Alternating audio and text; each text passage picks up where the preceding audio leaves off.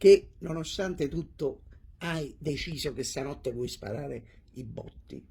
Vabbè, è una decisione tua, io non voglio sindacati, ti volevo solo fare riflettere su una cosa. Fai conto che anche se tu sei il miglior sparabotte d'Europa, fai conto che sbagli, statisticamente può essere, e tipo, per esempio, mentre stai sparando ti rimane una botta tra le mani, cioè saltano le mani, cioè tu non c'hai più le mani, tu che eri uno che ha sempre tenuto in mano, cioè avevi due mani e due piedi, ti ritrovi solo su due piedi, cioè su due piedi ti ritrovi senza in mano. Dice, ma andiamo subito al pronto soccorso, no? La famiglia allarmata, andiamo al pronto soccorso, portiamo cioè a questa persona al pronto soccorso. È un periodo un po' particolare, quindi tu arriverai, appena arrivi, tu dici, le mani, tu quando no, voglio non è il momento, mo, e ci metterà a fare accanto le mani, perché chi l'ha capotato, però non sbaglia, le mani, se prima eravamo in no, lui dice, dobbiamo misurare la febbre, la prima cosa è misurare la febbre, mettono, tu dici ma non c'ho le mani, dice l'importante è che ti fronte, cioè il termometro la ci mettono in fronte, mi foto a messi in mano.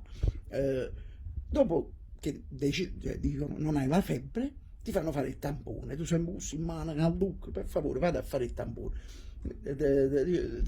Non c'ho le mani, dottore, come ve lo devo dire?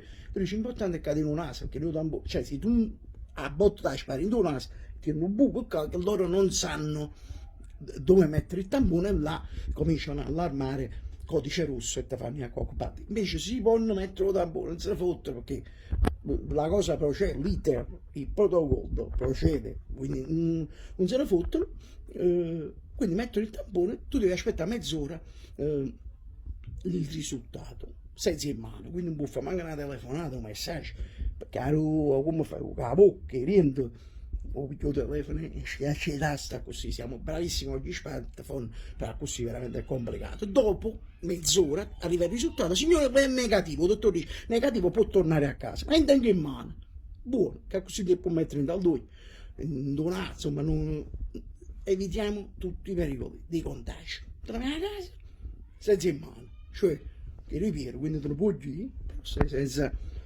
in mano. Io credo che è un disagio, perché uno la sempre tenuto non ne tiene più come è brutto, penso che ti mancano.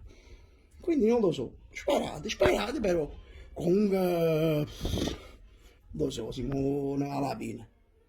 Vedete voi, tanto a me io schifo i botto, quindi io non ne sparo, infatti guarda qua, mi tengo bello telefono, ma vedete voi, buon anno a tutti.